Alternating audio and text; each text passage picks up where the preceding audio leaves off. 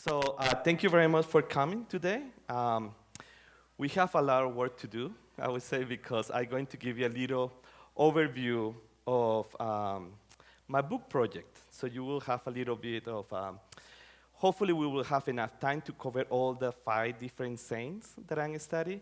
It's 120 slides, so it's around half a minute at each one, so be prepared.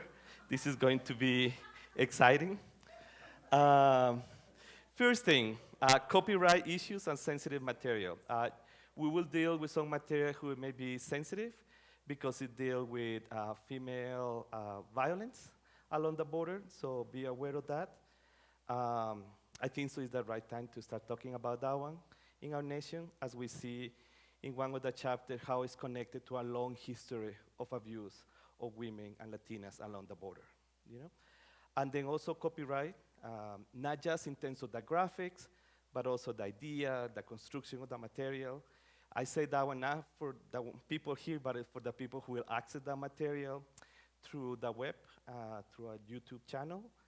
And on the contract with the press, so we're dealing with all these kind of things that before will not be an issue, until recently when the issue of copyright became so central. I say to my students, just because somebody who's in the White House have copied 20 pages of somebody else's book, that don't mean that we have the same standards. We have a different standards here in this nation, and that's why we all are buying into together as a one single community that care for each other, work, and the work that we put it together. Also because the pay taxes have paid in many ways for this, work, so we steal from each other.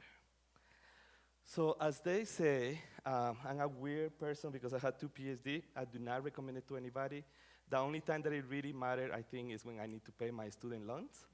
That is so huge. But I think what is important is that I tried to wonder why this thing happened and what is the impact. And I found that there is some things that we do in design that traditional ethnic studies do not understand yet, and in the same way. In design, they don't talk about race and class as we talk in ethnic studies, and at the same time, the way that we understand space and place through our lens of planning and design is completely different. So that helped me, I would say, and you will see here in the presentation that is this kind of hybrid material between 2 very different disciplines.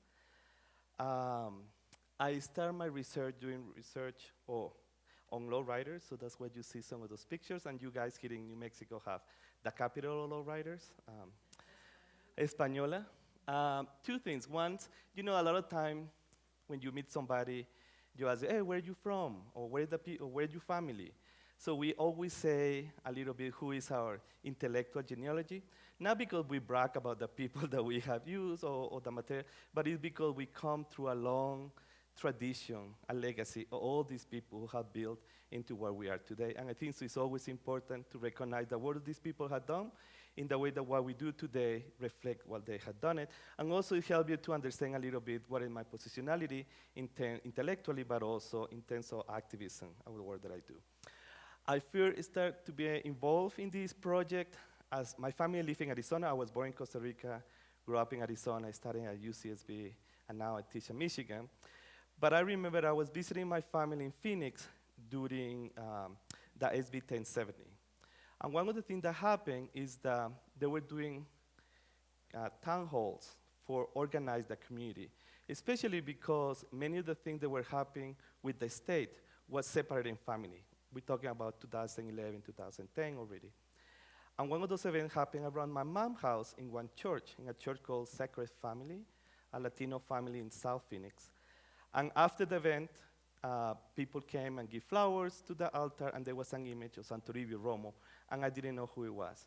So I asked my mom, hey, Mom, who is this person? And they said, oh, this is the saint for people who don't have documentation. So I think so what happened is that very early, this research became political, activist, as I was merging things about immigration and the Latino community. So those are the things that you will see. Gloria and Saldúa say the U.S.-Mexico border is a herida abierta, an open wound, where the third world raids against the first and bleeds. And before the scar forms, it hemorrhages again, and it creates a different reality, a different culture. Now, you know that one if you have studied Chicano studies for sure, But the question is, what really happened in that wound? What kind of cultural production and emerging for that tectonic places merging? So that's the work that we do. This picture that you see in the background is an art installation from the US-Mexico border. It's from the Mexican side.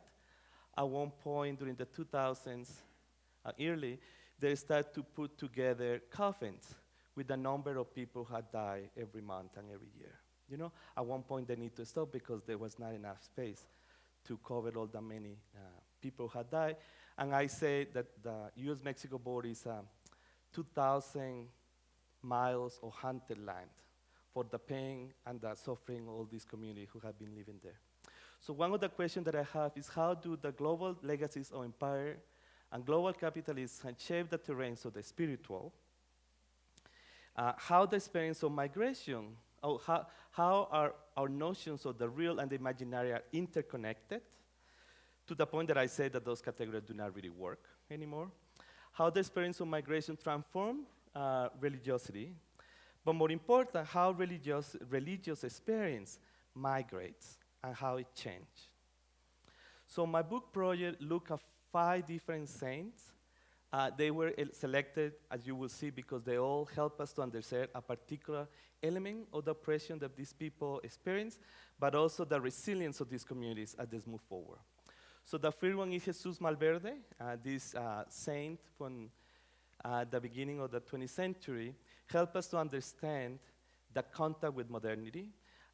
It's just before the Mexican Revolution, as you will see, it's a way for me to study the construction of masculinity. Okay? The second chapter is Olga Camacho and Juan Soldado. It's a case on Tijuana. This one is very much based on the femicides that happened during the 1990s, but I trace them back to the colonial period and I move in the present.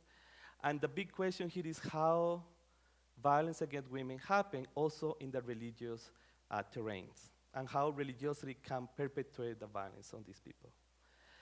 The third one is La Santa Muerte, very controversial.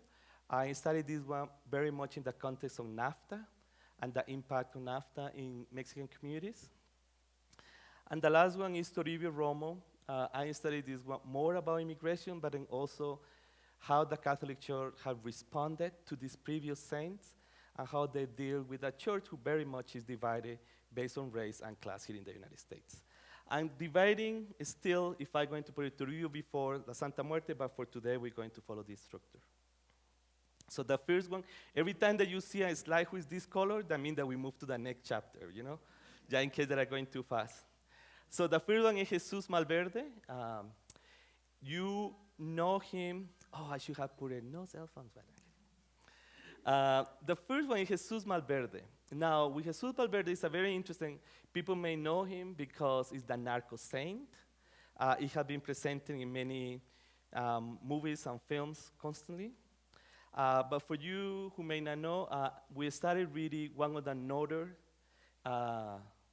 states of Mexico, Sinaloa, who you will see here where it's located in the Mexican map, and what is it's very much connected with the experience of the North, and we will see why. Jesús Malverde. Now, this is one of those saints that we had no evidence if it really existed. There is different names. People have found birth certificates and then lost them, you know, so there is all this debate. It's probably emerged from different characters who are put together. This is not uncommon. Even in the Catholic Church, we have many saints that we know that they don't exist. Saint Cecilia, who is very popular, it probably didn't exist, but it's still very popular, and many other ones. So it's not uncommon that people will create a hero based on the experience of other ones. Malverde come from mal, or ill, and verde, green. Now, there is different interpretation of what that means. Some people refer the verde in terms of marijuana, and other people link it more to the green or the dollars. We don't know. And there is other theory that had to deal with the way that he was dealing. He was a hero, a bandido during the period. So you will see how it's connected. Well, you will not be able to read it, I find it, and it was not intentional. But one of the first things that I do with all these saints is that I'm trying to compose a timeline. Now, after I started doing them, I found out they were not very useful, and they're useful at the same time. Useful because you can see all the different events that they were moving in this kind of lineal, but in reality, humans are not lineal all the time. Many events come back and circle, so you don't necessarily see all this kind of 3D version of how oppression happened in these communities, but it gives us a little option to understand what is happening. You see very early, but you will see here that it's very much defined by the Porfirio Diaz administration. One of the things that I do with him is there is no books really about him other than novels, many corridos, many this material culture, but not a serious book. So one of the first things that I'm trying to organize is trying to create the stages of the evolution of these saints. Now, this is important because it tells us a lot about how people have been utilized the history of the saint to understand what was happening to them at that moment, and sometimes to look back to the past and give an understanding of what happened. And you will see how the thing happened. So the most important part is that in this proto-saint stage, is very much linked with the president Porfirio Diaz and the governor of the state, Francisco Cañedo. Now, what is interesting here is that he is presented as this kind of hero for the poor. So he was a version of Robin Hood who will stand for the rich and then give to the poor, and at the end, he gets captured and he is killed. And there is many different versions of how he gets killed and what happened with the body. But what is important here is that he is defined from the beginning in relationship with the state and with these state powers. So constantly in all the narrations and the other histories of these saints, he's always fighting about, with these individuals. Another thing that is very important is that he died just months before the Mexican Revolution. And the Porfirio Diaz period is a particularly important period because it had to do with what we call modernity in Mexico and the state of Sinaloa. So what happened is that then Jesús Malverde became an excuse to study the effects of modernity in agricultural community. So one of the things that I study is, because when people tell the story of Jesús Malverde, they put him in some kind of vignette, particular moments. So he was working in the mines. He was working with the Chinese immigrants. He was doing, so it's almost a way for the community to revive the events that were happening through the lens of how they think that thing happened. Now, we know that it was impossible for one person to be in all these, maybe the version that we have in America is Forrest Gump, in the movie that he moved from one place to the other. Think about that kind of thing, a superhero, a popular hero who happened to be in those key moments of the construction of the history of this community. But the question is, why? And what did he provide for these people to rewrite the history in those terms? Another thing, and remember, the book has many different components, so we're going very fast and we jump in. So hopefully, during the question section, you can do, One of the great things that I found is moving into we just already jumped to period, the 1970s and 80s. And you will notice that this period is particularly important for all these saints because all of them went through a huge transformation to the 1980s. So you really, and later on we'll understand why it had to do with the consumption of religion globally and also in terms of capitalism, So one of the things that happened at the end of the 70s is that the city is growing very fast. The city decided to build a new complex for the government. And the problem is that the place where they want to build the complex is where the chapel of Jesús Malverde is located. So the government thought it was very simple. We just moved the stuff, Plus there was no record that the body was actually there. But then it started to happen some kind of miracles, and this is the kind of popular imagination. People say that when the car trying to move the stuff, the truck gets stuck, that the guy have a heart attack, and all these kind of things happen. When they start building the complex, the windows get broke during the night, and they say, well, it wasn't us, it was the saint. Now, many people who study the saint thinking that one in terms of a land reform that is happening at that period, what they didn't understood was what happened with the other people in that neighbor. So part of the work that I do is go and look at the archival and see because it was not only the same, the one who gets displaced, but also all the community around. So what we understand is that this period is important because people start to utilize the same as a way for fight for the rights to be located there.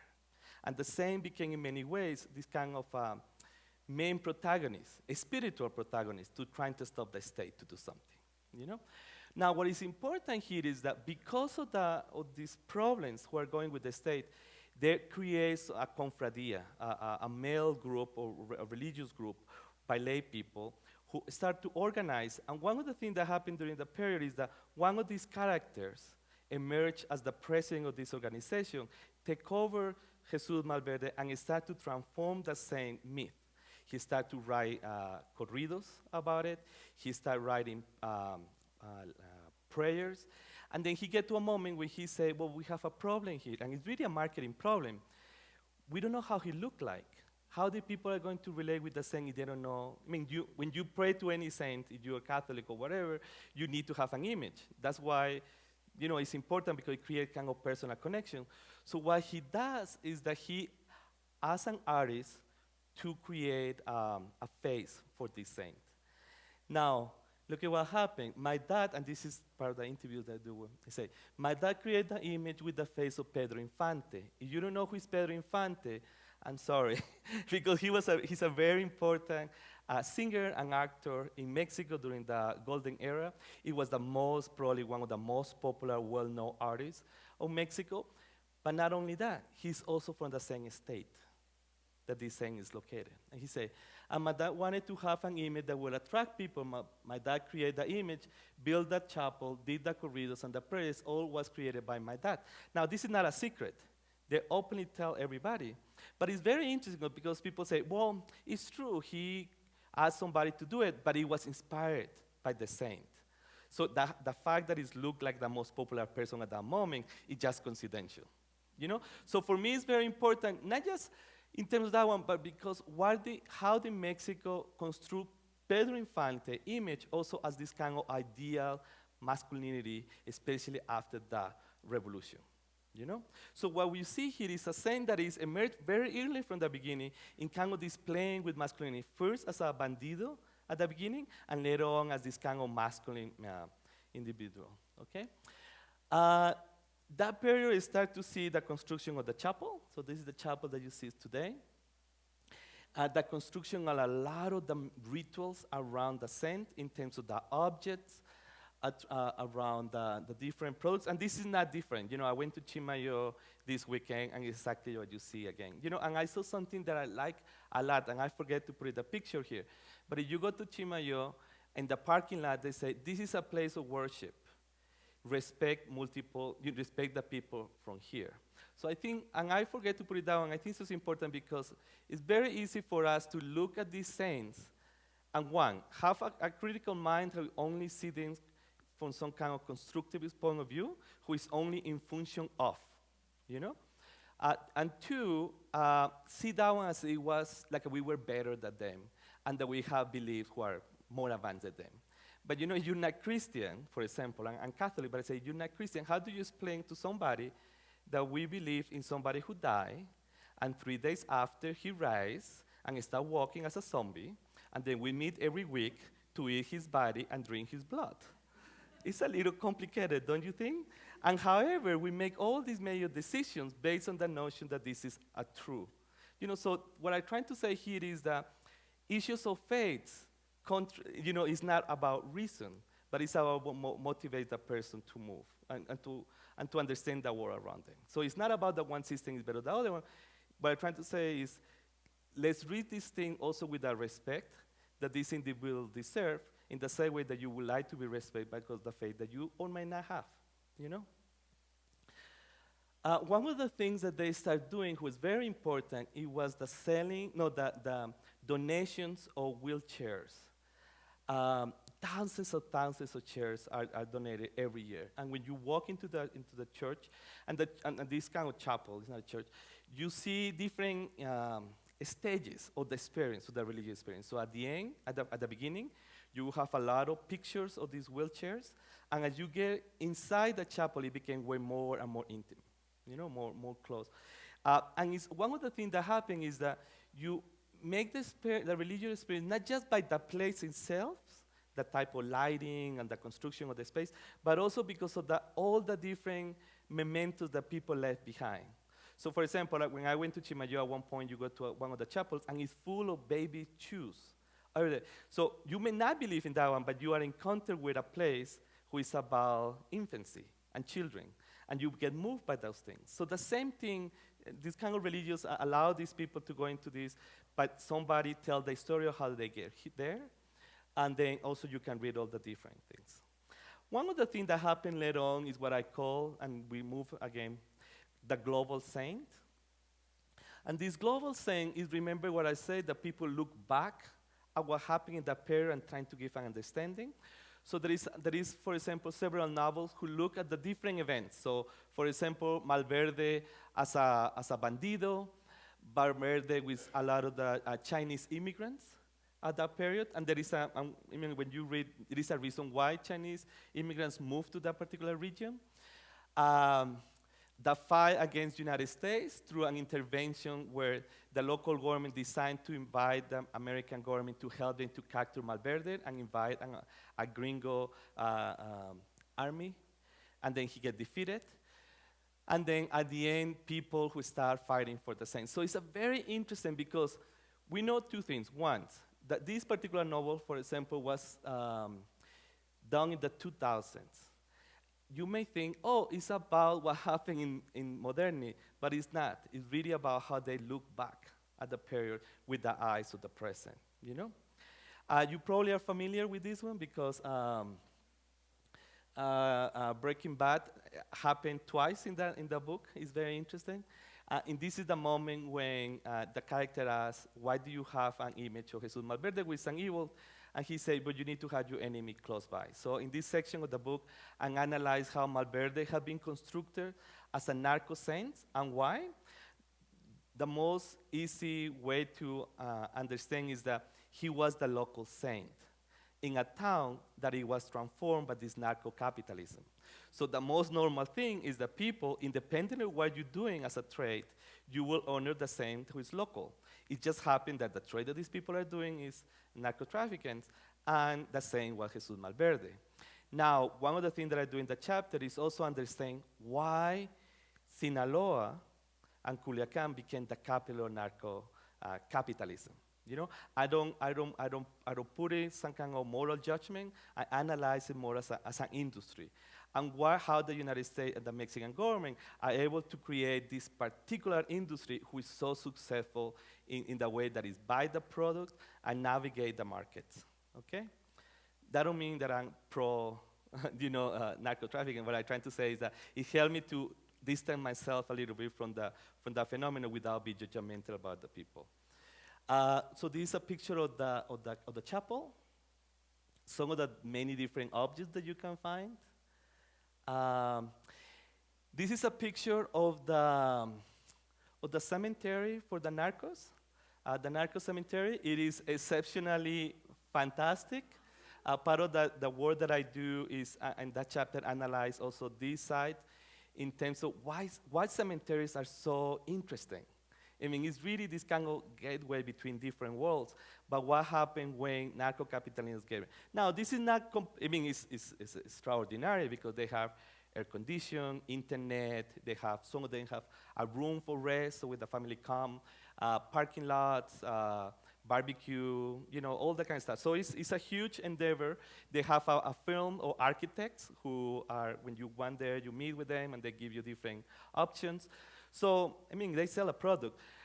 What is interesting for me, and this is another one, this is the one behind, it's huge. It's a huge neighbor. Now, for me, it is interesting because how these two, the spiritual, the religious, and the capital, move together and bring together. Now, this is, it may be outrageous, but at the same time, you think about the pyramids and all the other things that we have done to memorize people that we care, this is not very different. What is different is maybe where the money comes from. So in many ways, as somebody who do American studies, I really see that one as part of this American side because most of the wealth was generated for the construction of this thing are generated here in the United States. I'm sorry, we jumped very fast. We move into the second one. This is Olga Camacho and Juan Soldado. I call it cruel modernity. This is a period around the 1930s. Now we have moved to a town, Tijuana, in a period of huge transformations. We had just went through the recession, the prohibition.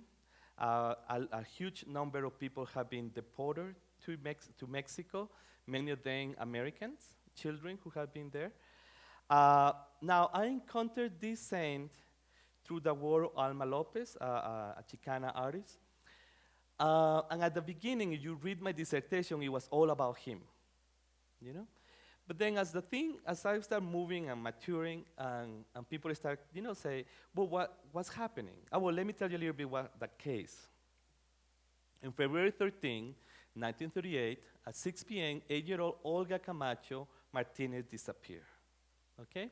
Her mother allowed Olga to go to a nearby grocery store, La Corona, to buy meat and milk, but she never returned. So this is a little map of the region. So this is the house of the family. This is the grocery store, so you understand, why somebody would live there. Some of the things that we need to know, this is a side of Tijuana. You see here the U.S.-Mexico border, so it's very close, downtown. The Yale, the Ford, the main church are huge, and this area here is a military section. This military section is important to recognize because it's worked as an autonomous within the city, so therefore it's not administrated really by the city, but by the military. At one point, the mother decided to go to the grocery store looking for the baby, encountered Juan Castillo, and asked, did you see a little girl near here just a few moments ago? No, senora, I had not seen. Perhaps she went in the direction, and she pointed to the military area, By 10 p.m., radio nonsense roadblocks around town were made. The next day, around 6 in the morning, between 6 and noon, and this is the thing with this kind of, Olga Camacho's body was found in a military storehouse, 2 blocks from the house, just behind the military region in one of the garages. The place was a garage who was used to store material for the military. According to the autopsies, she was died at 7 p.m. to 8 the day before. Okay? Now, Juan Castillo became one of the main suspects. There were several people, and he became the main suspect. Few of the evidence that we have. The fingerprints of the soldier matched those who were found in a package of meat who was left behind close to the body of the girl. His boot had traces of the victim's blood, and the sole prints matched the one found in the garage where the body was found. That's a lot. Juan Castillo, common law wife, perhaps girlfriend, we don't know, identified as Concha, turned over a blood-stained sweater to the police that he left behind the night that Olga disappeared. Okay? Now, one of the things that happened, when people find out that he was one of the main suspects, they wanna lynch him. Now, the military trying to slow down trying to make a trial and understand what's happening. But one of the things that happened is that people start to organize, they start burning, there was riots in the city, the border was closed, a lot of people were arrested, nobody died. So these are images of the buildings who have been burned during the riots in protest, trying to capture Juan Soldado. And this is the city hall who had been burned. Now, most people, when they studied the case, they focus on these events, these burnings, are based on Olga Camacho killing, Now, when I started doing research, I found that it was a little bit more complicated. Let's put it there for a moment. The next 2 days after, the civil court declared itself incompetent to proceed with the trial because the accuser was a Serbian member of military and therefore out of their jurisdiction. So by 5 p.m., they asked the military to conduct their own process, and they asked General Contreras, who lived very near the fort, to take over this kind of investigation. Contreras was the immediate superior of Juan Soldado. Um, During the night, they do the investigation. It's an all night long, and then he is found guilty. In the morning of the next day, he's brought to the cemetery, and through the leo fuga, who is the idea that you say, I give you 5 minutes to run. If you escape, you will be free. If we find you and kill you, you just die. Few of the things that we understand is that the people who are after him was the people who was working with him too. This is a picture of an inscription from the grave when he died. We know that 8 months after, very early, people start visiting the site and declaring him a saint. Now, how is that? So this is from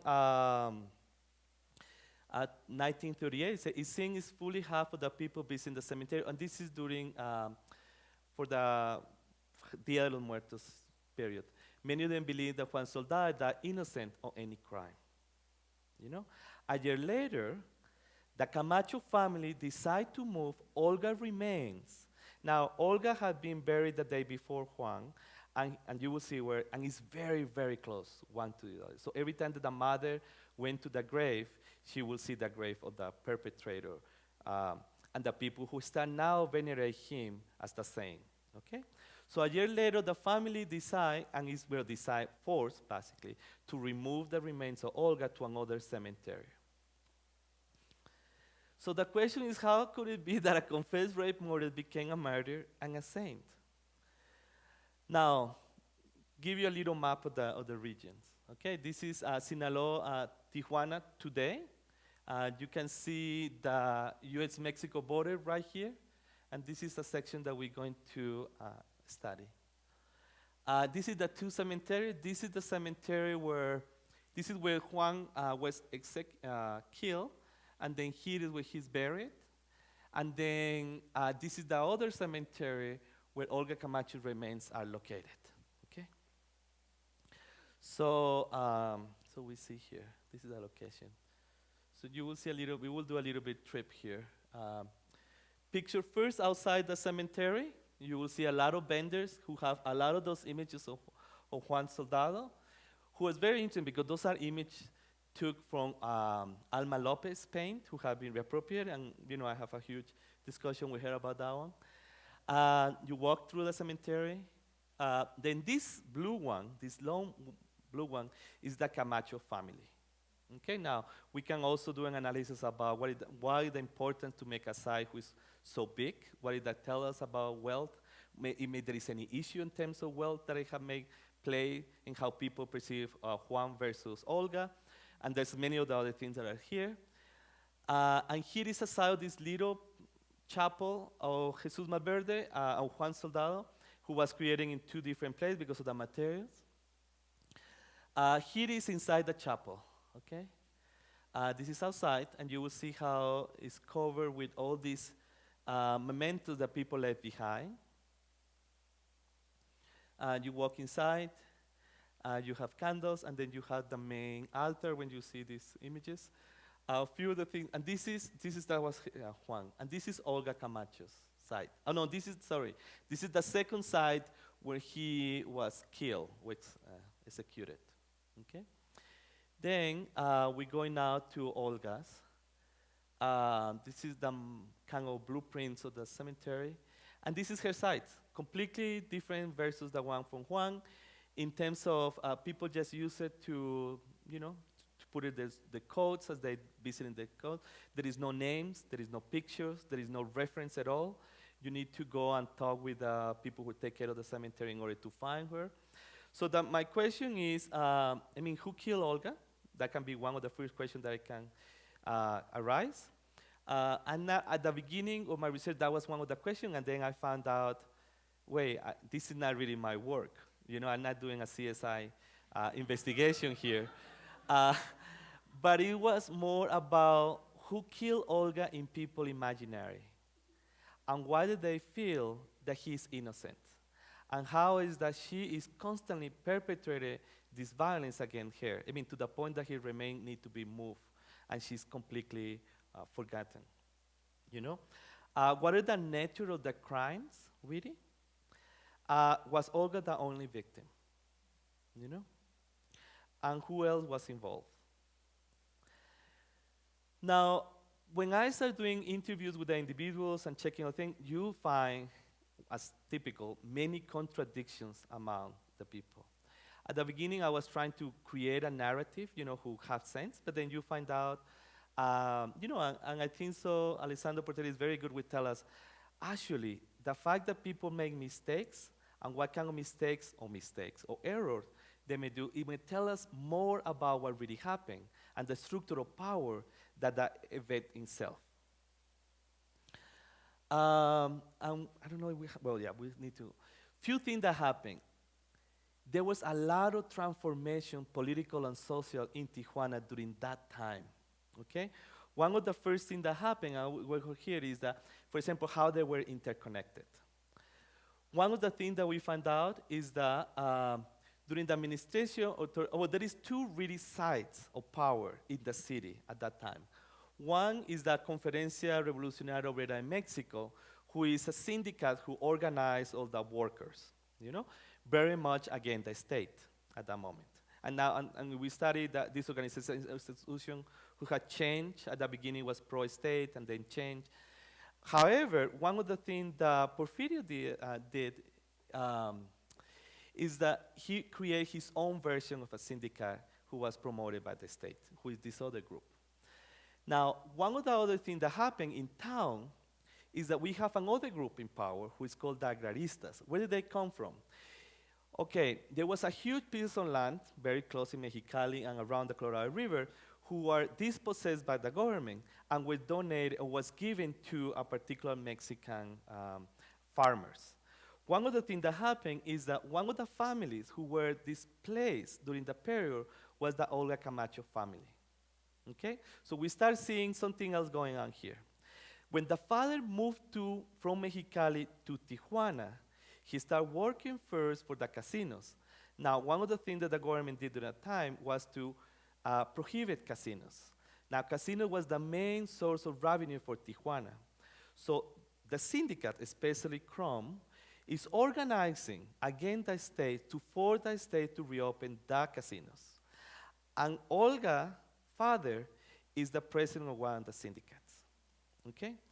So these images of our Caliente tourist complex, A few days before, and this had been a litigation for several months, few days before Olga get killed, the court had finally made a decision and he say, no, you don't get compensation and the casino is going to close. Because they were trying to create some kind of cooperative. So what happened is that these people, so basically what we have is a city who is divided between these two sides. One, you have the government by the CTM and the agraristas who have received arms by the government and they're pro-government, and the other group who are the syndicates who are trying to force the state to open the casinos. So then we start to see two things. One, the military is protecting one side, while Olga Camacho family is located in the other side. These people, the days before, are organizing, and they had done several protests, including the taking over of some of the buildings before. So the same militaries, few days before, had been pushed these people out of that site. So what we have here is that it's not just an event who is about Olga, but it's about many other things that happened before. Now, some of the theories is that Olga had been killed to silence the activist word of the father. We know that right after Olga, he completely disappeared from all the political work that he was doing. This is some of the things that we have. This is the San Diego. So the story behind today's mob violence, they're referring to the mob after Olga, is sitting in the stomach of the hungry Tijuana workers whose real interest is not in the 8-year-old girl, but in getting some food in their stomach. This model is just what they've been waiting for. This is from the American Council in Baja California in a telegram to the Secretary of State in Washington. The disturbance was more a demonstration of the government by the the satisfied elements in Tijuana that by people fundamentally affected by the crime committed, and that the crime simply offered the opportunity for inciting the riot. The effects of this entire incident is unlikely to result in the killing or the open opposition of the group against the state, but may increase its secret activities because the military was required to call upon the agrarians in support. It's not unlike that the agrarians in the near future will be even more bold and insist than the present with respect to demands of the government, because now they have to be able to crush this other group, okay? So one, it had to do with the story of Olga and the violence that is that. So one of the things that I do is that a lot of people say, well, what is exceptional about Olga is that it was one extraordinary event in the history of Tijuana. And the work that I do is I say, no, actually, we have a long history, of evidence of the violence against women in the South. So one of the things that I do is that I trace through the colonial period to the present. I say, actually, we have a recurring event of that one. So one of the part of the chapter is analyze the violence against women and how it's connected also to this religiosity. The second is all the political background that is happening around the crime. And the other thing that I do is analyze many of the objects and the things that people left behind. If you go to any of those religious sites where people leave things, one of the things that I found very interesting is that you can see things, for example, the mortgage crisis. Before the mortgage crisis became news in the United States, as I was doing research, you will start seeing suddenly more and more ex-votos, people asking, can I sell my house? So before people were actually doing to the news, people was already asking. So what is interesting about these religious sites is that they became an archive of these struggles of these communities. So those are one of the things. In the way that we call these micro stories of a global drama that is unfolding there, So in the way that I say, Juan Soldado is not just a saying of immigrants, because for a long time it was perceived as a saying for immigrants, but it's more. It's about love, it's about labor, it's about even immigration. The letters that we have for the 1990s and the letters that we have for the 2010s are completely different, even when they deal with the same immigration, because in the 90s, it was about crossing the border. The one that you find that 2000 is not just about crossing the border, but be sure that you became invisible to the technology to find them. So people it's not only about crossing the border, but be sure that I'm not turned back.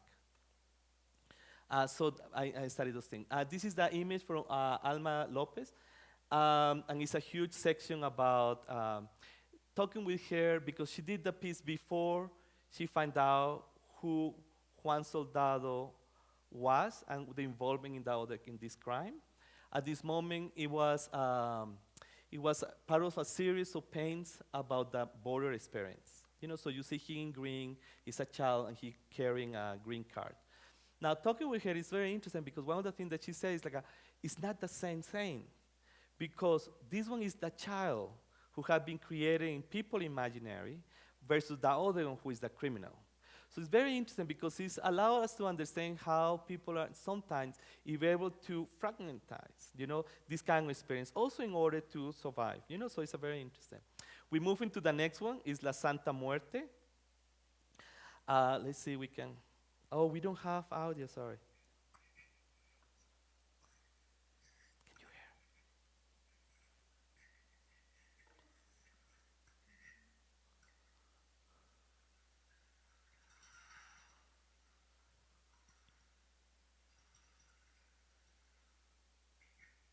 This is for the show Breaking Bad.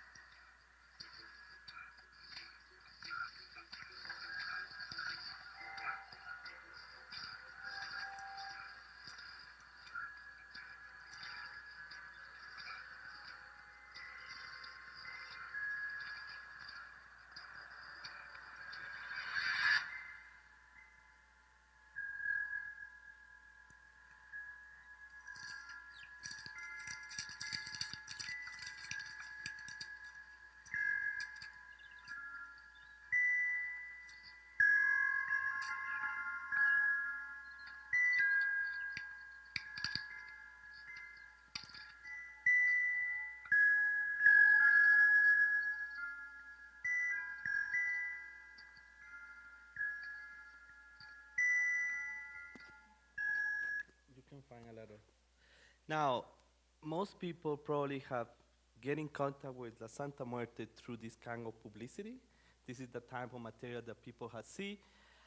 So it's one of those things who have very bad reputation. You know, I just went out last week to see a film, what is it, Peppermint, with, what is the name of the actress?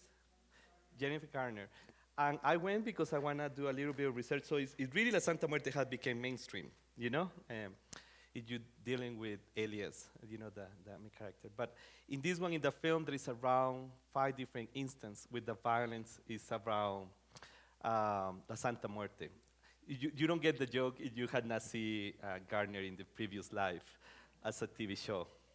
So what is interesting with La Santa Muerte is that once the first thing that I do in the chapter is make a distinction between La Santa Muerte, La Catrina, Los Dios de los Muertos.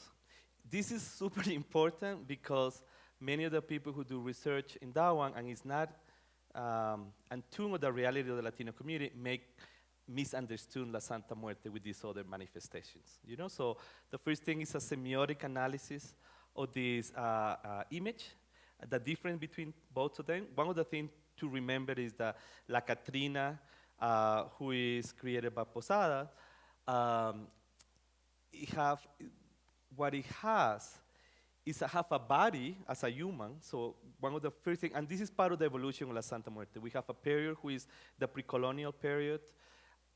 We don't know if that's true, but we know that it's important for the followers. So one of the analysis is, why did they want to create this kind of ancient past? You know, it had to do with taxations and many other things. The second period is the Posadas period. It's a transformation where the muerte or death became human. It's not unique to Mexico because we have seen during the Middle Ages in Europe that we have seen those representation of death. But this one is very much a caricature to analyze class and the Porfirio, you know, and the Porfiriato period.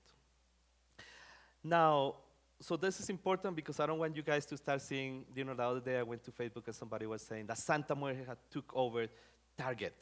And there is an image of Target for Dia de los Muertos and like a completely different scenario, you know, so don't get. One of the stages is a more modern period. There is another period that I call the encounter with modernity. And there is another period who is just around the 2001. And this is important because in 2001, Enriqueta Romero opened the first public shrine to La Santa Muerte in Tepito. Tepito is traditionally perceived as one of those kind of very poor, dangerous neighbors in Mexico. That I didn't find them more different than many other neighbors that we will find in Chicago, in Los Angeles, but it's more in the alert of people, okay? I meet with her. It's a very interesting moment because I remember that as a grad student at that moment, I go and I have my pad, my notes, my questions, my cameras, my recorder. You know, I look like a, you know, and this poor lady look at me like, oh my goodness, this kid from the United States, you know? And I'm super nervous because I carry all these misconceptions about La Santa Muerte. First, I need to say, I didn't want to do research on the Santa Muerte. Not because I'm afraid of her or anything, but because I have another classmate doing research on the Santa Muerte during my grad school years. So I didn't feel that it was appropriate, you know? But then at the end, I found out that he had dropped the project for many different reasons. Some of them, he believed that it had to do with La Santa Muerte was too much. So after he said that I'm okay, I started doing research on that one. So when I went to meet with her, I carry all this baggage, you know, and she was very nice. She said, okay, we cannot have recorders, we cannot take notes, nothing. So we met, and then I said, okay, well, thank you, and I'm ready to leave. I said, where are you going? And I said, well, I'm going to take, you know, notes. They said, no, now we can start doing the recording because now I know you. You know, and I said, well, I just guarantee you that I will not do anything, you know, against you guys. I want to respect you, you know. And she said, oh, don't worry. I guarantee you to do something. You talk shit about me or La Santa Muerte, she will take care of you, you know. And that's how we start the interview, you know.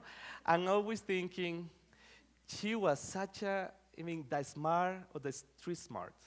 They recognized, they had no social capital, but they had the fears that we have embedded in that entity, in the way that we became ourselves, like Foucault say, the vernacular, we start regulate ourselves in terms of that one. So I find it more than anything how powerful are this community who need to utilize, religiosity in order to survive in a space with the state and the church, and everybody has failed them. Okay. So a little bit of the structure of many different sections. What happened here? We see. Maybe the Santa Muerte one. The different sections that I do in the chapter, I do an analysis on the prayers, I do analysis on the policing or the practice through the Catholic Church and the states, a little bit of the evolution at the different sites as they go into Mexico and move into the United States. And one of the big components of this chapter is the queer followers. Many of the people here in the United States are from the LGBT community. So I'm trying to understand why, what is happening here. This is the many different names that the Santa Muerte have been associated with.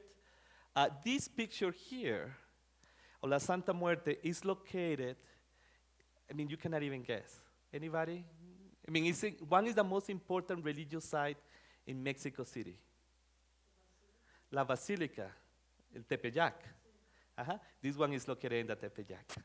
Just to say how close one to each other are, and how both of them are connected. One of the big things that happened is the construction of this huge sculpture of La Santa Muerte by Jonathan Legaria Vargas around 2008. It's in one of the biggest sites in that we have. This is him, Jonathan, also known as the Comandante Pantera. He was killed in a confrontation with the Mexican government. And this is important because he just have created a little religious group, La Santa Muerte Church. Well, a few things that you need to remember, because what we see here, what is interesting for us, is that we see the emergence of a religious group. Independently, you agree or disagree, but you see something emerging. So you can see many of these components that you see in other religions, how it's at the beginning. So it's very much defined by the character and the charisma of particular individuals. So at this moment in the Santa Muerte, there is no one single structure who hold the veneration of La Santa Muerte together, but rather branches who have been created by these people. Okay? One of those one was Enriqueta, the first one, who is defined as the grandmother. She organized a rosary to La Santa Muerte the first Friday of the month, and we talk about 5,000 people who gathered outside the house just to pray for that. We have other people. One of them is this one, who at the beginning, one little group, but something happened. He get killed, and his mom take over. And she say, when his son was killed, she make a promise to the Santa Muerte, and she say, if you give me that life or the head of these people who had killed my son, I promise you that I will dedicate the rest of my life to you and to make you popular. She claimed that within a year, all those people who were involved in the death of his son were killed, and then she took over. Now, here we see many different things, how class, education, social capital also define how these different branches can evolve.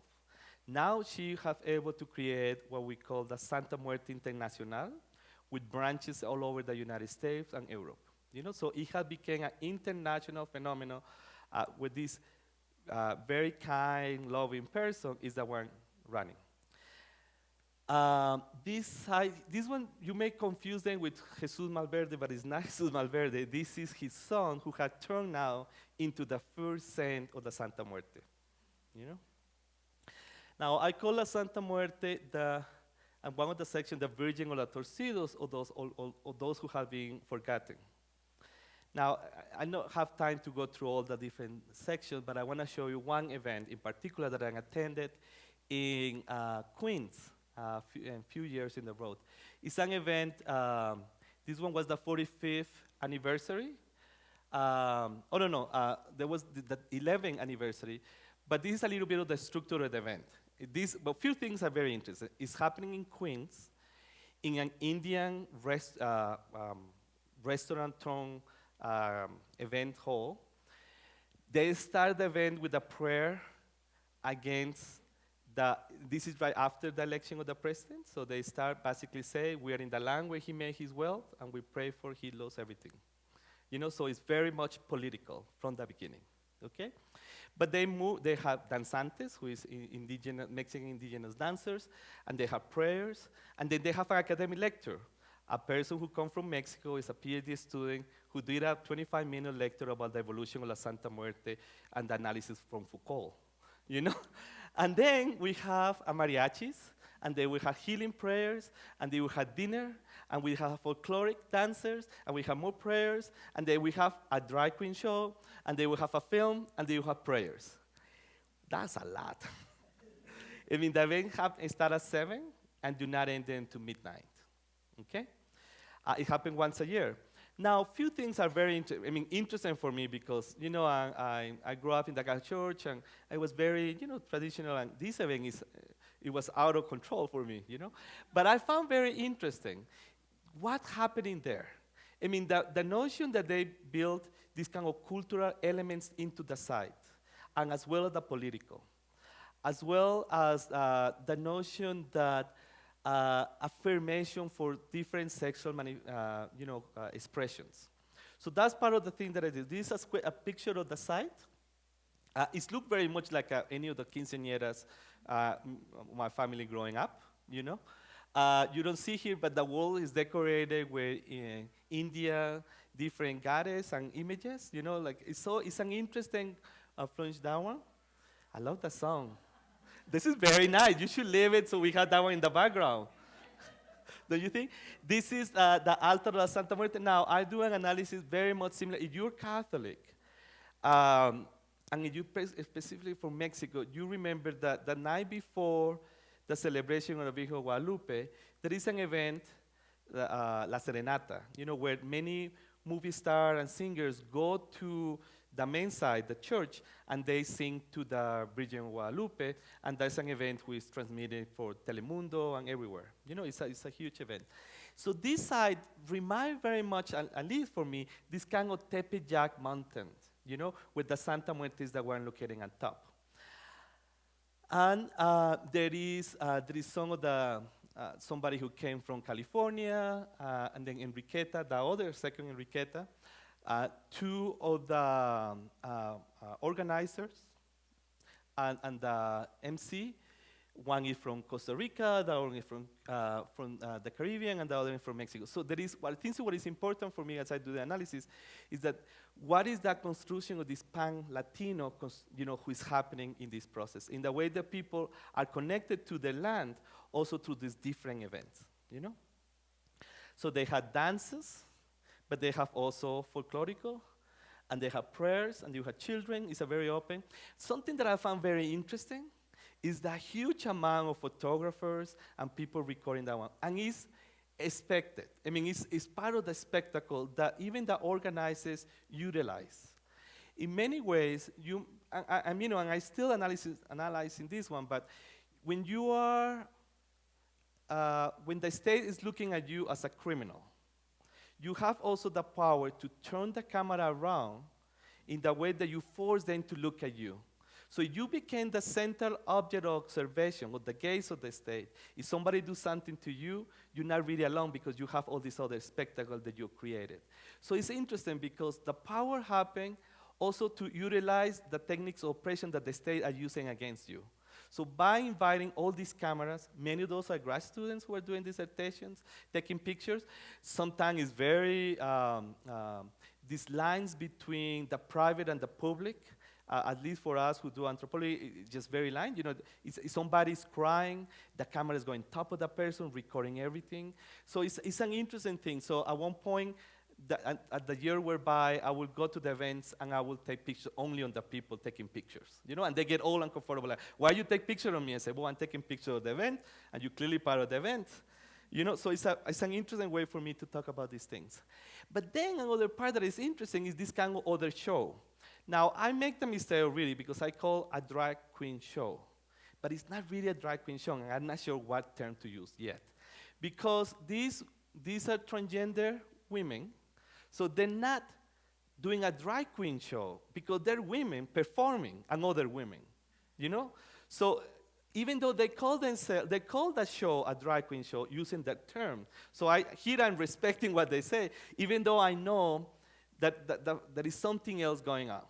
But these women are performing love songs to the Santa Muerte. Let's see if we can play any of those ones here. Okay, here. Oh, you don't have audio, sorry.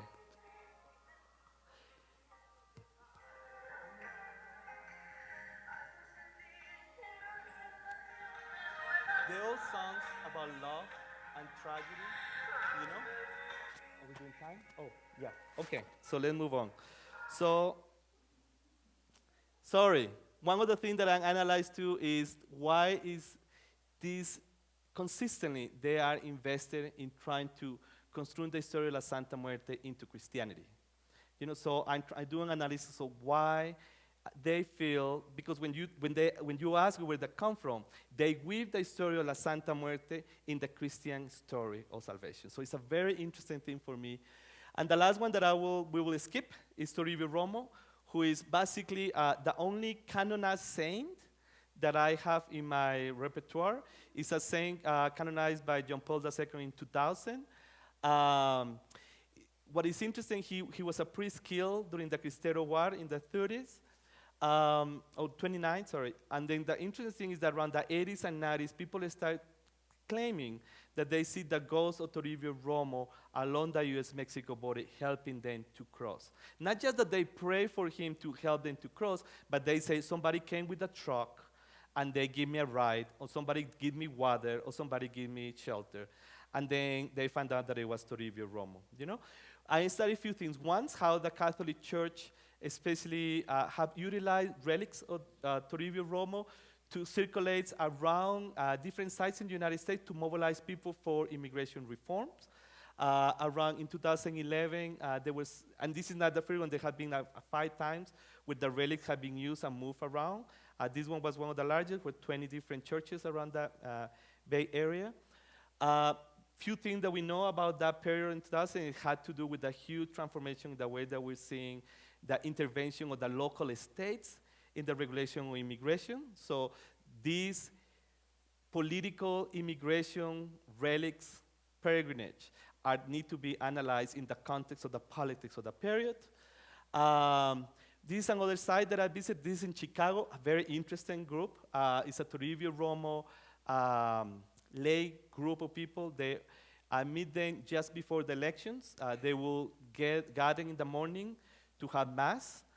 The priest will bless them, and then their mission, spiritual mission, was doing voter registration. So they will go and do that one. So I stayed with them during the election. This is another site. This is in Tulsa. I visited a few weeks ago. And this is in Detroit. There is another site. And in this one, I try to interest them because in this case, the same is also looking at the economy of relics, as we did in the Middle Ages. But in this particular, what happened with the parish who was, for example, Polish, it had changed, and now we have Latinos. Where did these people come from, and how the relics allow for the cohesion of the parish? You know, so it's very much about the politics of and the economy of these relics. This is one of the icons that they have, and it's very interesting because, you know, it has the image that we traditionally see in terms of immigration. So final thoughts.